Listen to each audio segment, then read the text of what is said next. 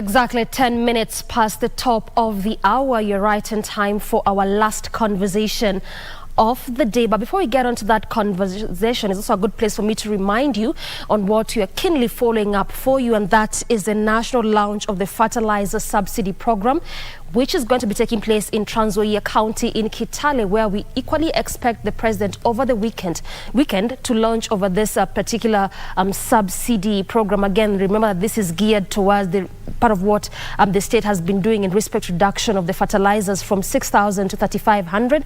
And also what is coming out is that farmers need to be registered either using the e-voucher or the e-wallet to equally qualify for this particular program. And largely this is also to reduce on the middlemen when it comes to the state providing this program and the farmers getting it. So we shall also just be crossing over there to equally look at the developments in this specific county in Kitale. But back in studio, we train our focus on this last conversation where we're looking at value addition to dairy products. And my guest is here. That is Esther Macharia, who is the founder and director of eBakers. Esther, welcome to the program. Thank you so much, and thank you for having me once again. And Happy New Year. Happy New Year. It's not all day, right? Happy New Year. Till 31st January, you're still going to be saying Happy New Year. This January has 90 days. Oh. Clearly. Let's just get right into it directly, Esther. Yeah. When you talk about these dairy products, you know, that you're making, and this is just trying to understand, because most of what we know and what we are used to is products which have preservatives. Yeah. And so one would understand, how is this even good for one's health, having products that do not have preservatives? Preservatives aren't bad. What is bad is the kind of preservatives that are used, because there are preservatives that are specifically made for dairy, and there are those that sometimes people use as maybe shortcuts to cut down on the cost of production. So there are those preservatives that are allowed even by KBC, Kenya Bureau of Standards, to be used in dairy. But then it gets to a point where some people, especially when they want to cut down on cost, they want to be able to sell cheaper, so they tend to use now the preservatives that are not really allowed. And mostly you find that such products are not even certified, they are not prepared in hygienic ways. But our products, we don't use preservatives, and that is what mostly we are known for. And we are still able to, to make our customers happy, because basically all you need to is to refrigerate the product so that we don't have to use preservatives. Yeah, and that makes it suitable for even children. Even when you want to wean your children, you're able to use the same yogurt and ice cream without preservatives. Yeah. Like, can you be able to tell, is there a distinguishing factor? Because you said that yes, there are preservatives that are authorized by KBC, but just going by what you're saying, like there are some which, you know, some manufacturers would use just to cut down on cost. So then, even as a consumer, am I able to know? Because, you know, this one boils down to one's health. Yes, some you can tell. There are those that have an acquired taste, like an aftertaste. Especially if you use preservatives that are not made for dairy and use them in dairy, then some of them have an aftertaste, some have an acquired taste, and some even, I have a case of where somebody used, consumed yogurt that had preservatives. She could tell from the aftertaste, but then she ends up getting stomach upset. Yeah, so it happens. If your stomach is very sensitive, you end up having such reactions. Yeah. So you can only tell this from an aftertaste. On face value, can you? You can hardly do, because most of the products that you find maybe in the stores, most of them, they've written the nutritional information. So those ones, at least you can tell because they've written it on the back of the package. But the ones that maybe you buy out there, you're not able to even follow up where the product came from and all that. I would say it is very important for you to buy such a delicate product from a source that you trust, because you really can't tell, especially if it has not gone through certification, which is okay, even to sell a product, not necessarily that is certified, but make sure that when you prepare it, even at home, at least you've done it in a good way. You don't harm people who are consuming it. But really, you can't tell unless it has an aftertaste. Yeah. So then, that just means as a consumer that look at a source that you trust, because just from going to the shelves and looking at it, you really can't quite tell if this one has the proper preservatives as authorized, or this one just has those preservatives that actually may end up harming you. But what's in the stores mostly has gone through the Kenya Bureau of Standards, and unless otherwise, whatever the nutritional information they've given at the back of the package, should actually be the right one that they submitted the Kenya Bureau of Standards. But what I'm actually talking about is maybe sometimes you buy yogurt from the road or, you know, from places that really, they don't go through the checks. There's even yogurt that is made at home, because I didn't start from Kenya Bureau of Standards. I had people that I was supplying before and I wasn't certified. But that doesn't mean that the yogurt I was making was not good for consumption. What I would say is people who are actually producing these products, even conscience and integrity should tell you that you shouldn't do that. I hear you. You know why I asked that is because, and you've really, you know, just oriented my mind, because you talked about the roads, and it reminds me about 2 years ago, the specific county eludes me, but there was this story that was done by another local media house. I saw it. You saw it? Yeah, whereby this yogurt, was it a mixture of ngano and I don't know, it was just... Oh, Jesus. Yeah, it's quite interesting. Because it was really quite the story there. Yeah, because I was even wondering how you even get the milk fermented. Yeah, and if it's not even milk. Yogurt. And people are really buying, you know, as you go to up country. Because you don't know, because you trust yogurt is yogurt. And that is why we come out to let people know that, you know what, it's not everything that is being produced out there that is actually safe for human consumption. But again, it boils down to the producers of these products. I believe in integrity, whether my client is watching or not. It boils down to the producers. But as you said, it's very important for you to know where you're buying your consumables from. I think even us as consumers, you should know, you can't just buy a product from the road and you don't know it's been exposed to the sun the whole day. You need to know how it's even able to sit in the sun for I don't know, the whole day. And actually, if it has that capacity to do so. Exactly. And we'll come to the training bit momentarily, but before we get to do that, talk to me about the health implication, particularly on some of these preservatives that may not be authorized, because again, much as you're saying that what's on the shelf is authorized by KES, but we just know sometimes how businesses go and see these manufacturers. You know, what is the implication, the health bit, when it comes to some of these preservatives? Those studies are still ongoing, but what I know is most of what you'll notice like immediately is, maybe I've had people saying, oh, I took certain kind of yogurt and I was running, I got diarrhea, I vomited, especially people who have very... And diarrhea is a quick killer. Yes. Especially if your stomach is very sensitive. Now, it comes to babies, you might even realize some rashes and all that. And of course, most of these products that have such kind of effect in the short run, you find that in the long run, they also tend to have an effect that you may not realize immediately when you consume.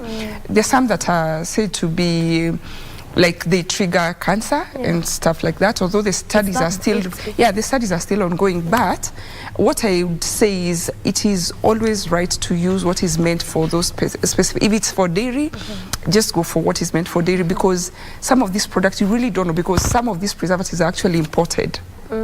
They're imported. So we can only trust what is written on the packaging. But there are those that import and still take it through the process to ensure that what is actually what they mention that is containing this preservative is actually the real product. But we have legit preservatives in the industry.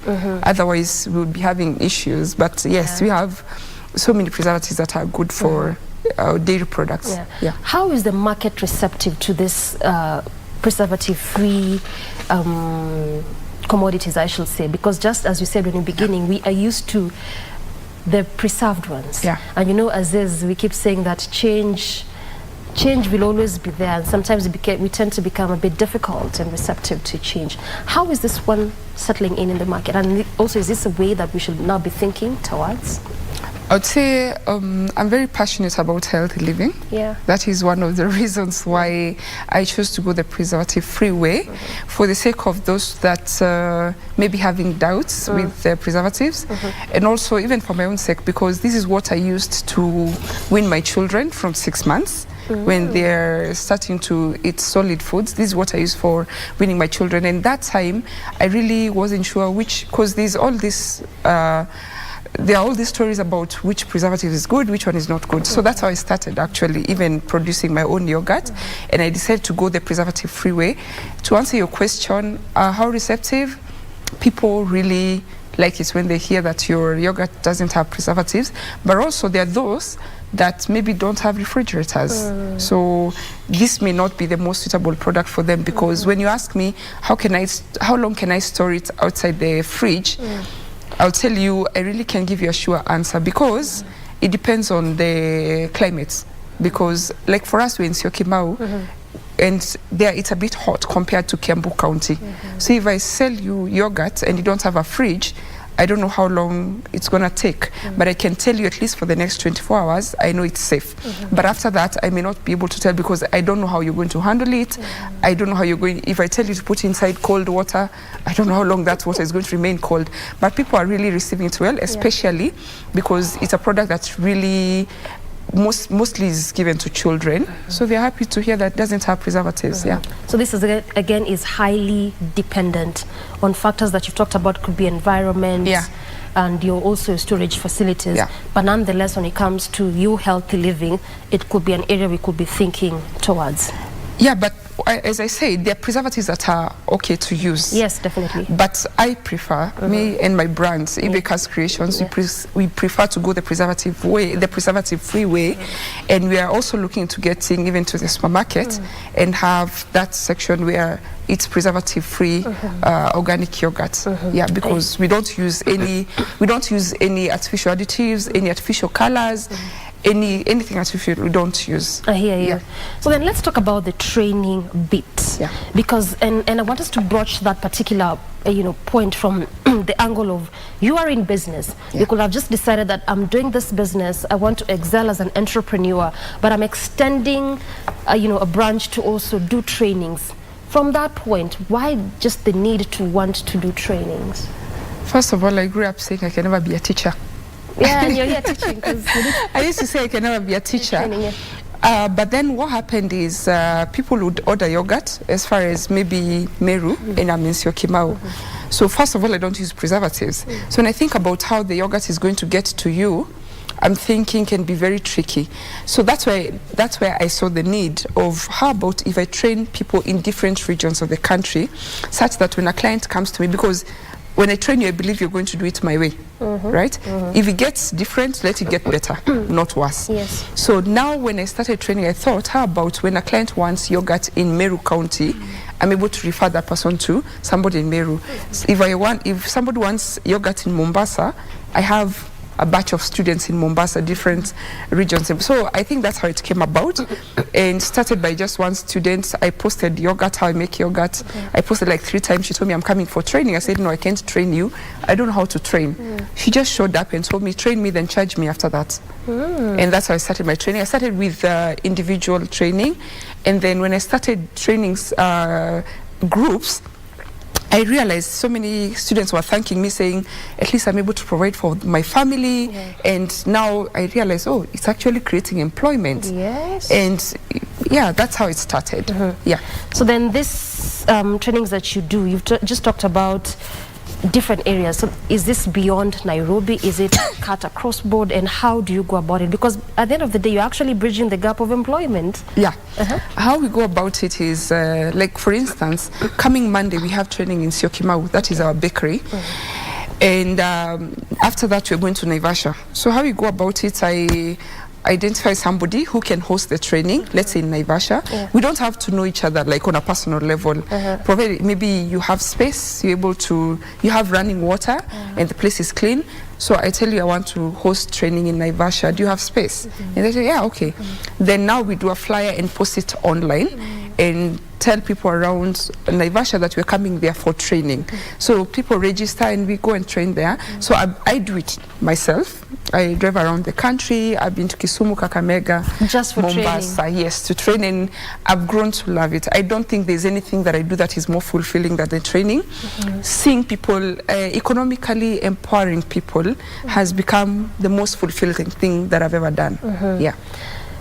I mean, it's really quite interesting when I hear you talk about economically empowered, and it just reminds me of how in our country we still have the figures and statistics going high. I mean, just as of last year, going by what was released by KBC, you're talking about, is it 5.8 you know, It's quite high. Million Kenyan youth, and this is just the youth demographic, jobless. So when we hear you doing some of this economically empowering kind of programs, then at least you're aiding the government. You're coming as actually, when I started to look into that. When I started, some people were telling me, Sasa, you've trained people to make yogurt. Who are you going to sell to? Look at this way. I've gone to Mombasa, I've trained 10 people. What's the population in Mombasa? You know, I've gone to Meru, I've trained, let's say 10, 20 people. I've gone to Kakamega. Look at the population. And believe you me, it's not everybody that you train is going to do it as a business. Some just wanted to know how to make it and make it at home. Some just were just curious about the process. So it's not everybody that you're going to train that is going to. And you know what? There's always somebody you can sell to. Look at the shopkeeper. You find like 3 shops next to each other. Go to the market, you find 10 people selling tomatoes. So it can never be enough, because not everybody is going to make yogurt. Doreen, maybe today I trained you how to make yogurt. Most likely you just make it for your own consumption. Most likely. Not really for business. Yes. So when you look at it that way, you've created employment, because if I'm able to sell to the people in my estate, somebody else is able to sell to the people in the estate, then And someone did say you really can't rely on one source of income. So where's the harm in Corona taught us. Yeah, you can't. I hear you. But also one thing I'm reading just from what you're saying is the passion in it, in what you're doing. I mean, when you just talking about how you will drive to, you know, the various counties you mentioned, Kisumu, Machakos, Kakamega, Mombasa, and the likes. And this just makes me to want to think, when you look at businesses particularly, do you think a good number of these businesses would flop because of the lack of passion? Why I ask also is because when you started, you talked about, even when you began, you weren't really under the KBC standardization, or, you know, of getting your staff into the shelves, but now you are on that particular point. So when you look at businesses, do they flop because the passion is not really quite in there as it needs? Yeah, sure. That's one of the things. I'll give you an example of what passion can do. I remember when I was going to Kisumu last year. It's that time when we had fuel shortage. And I went to several petrol stations. I couldn't get petrol, so I had to fuel V-Power. You know how expensive it can be, right? Yes. So on my way, I was much as it has its own benefit. So I was thinking on my way, is it really making economic sense for me to go all the way? Is it worth it? Yeah. But then at the back of my mind, there's one policy I have. I don't cancel trainings. For as long as you're waiting for me, I won't call in the morning and tell you that I've cancelled training. So I just went, and by the time I was getting there, I think 10 people had registered, but I was getting there almost 20. So for me, when I got there, I felt it has really paid off, because also, as much as it's my passion, it really has at least to cater for the bills. Although it's not all the time that I do it for payment, but I think passion really drives me. That one I can tell you. Because if I wasn't passionate, I would have closed by now, because times happened like that time, there was still milk shortage. So I went to Kisumu, there's no milk. There was no transportation, I remember that time. Yeah, so I had to move all over the supermarkets. You are literally begging to buy milk. I buy one box here, another box there, because I'm here for training and there's no milk. So what do you do? So the time where supermarkets were telling you just get 1 packet or 2. Yeah, and you can imagine I needed like 4 cartons. Wow. So I literally had to beg for it. Yeah, so it's the passion, and I keep telling people, you're going to do a side hustle or a business, run a business that you can run on your own if your employees are not there, and something that you can keep going even no matter the hardships that come with it, you can still continue running. To some of my things, yogurt, it is spoiled. You can actually afford to pour it and start again. Have you been in that situation yourself? Oh yes, not even once. I know I've poured 100 liters. It went bad and... What? No, it didn't actually go bad. Somebody added water to the milk. So when I was making the yogurt after, then I noticed the yogurt was separating. Like I've refrigerated, I wake up in the morning, all the vibuyus are halfway. So my conscience cannot allow me to sell milk that I'm not comfortable with. What I can't feed my children with, I can't feed my clients, and that's our policy. So I had to pour out everything and then buy again. I bought another batch. I thought maybe that time it had an issue. I didn't know it was, at first I didn't know it was water. Then the next batch I bought and I used the lactometer. I noticed that there's something called a lactometer. It's a very small tool, but makes a very big difference in your production. So I realized that the milk was having water. Yeah, utamwaga. And you still kept... That's why I'm saying passion drives me. I hear you. So then, that passion, let's tie it down with finances, because I mean, it's only simply then meant if you, much as you're passionate about it, but you had the money to do so. That's why you poured it, and ningumu lakini we have to get this finance bit when it comes to some of this business, and particularly when you look at just small enterprises. You know, it's really quite important for me to ask because again in February the state is going to be launching the second batch of Hustlers Fund. Now for the MSMEs, now you can borrow just to expand your business in that small way. We're still having the First Select, or what you call the personal loan, but even this is being geared towards what can you do with this 1,000 or 2,000 bob to just advance a business. So for you, when it comes to finance bit, even how did you navigate this? Doreen, think about it this way.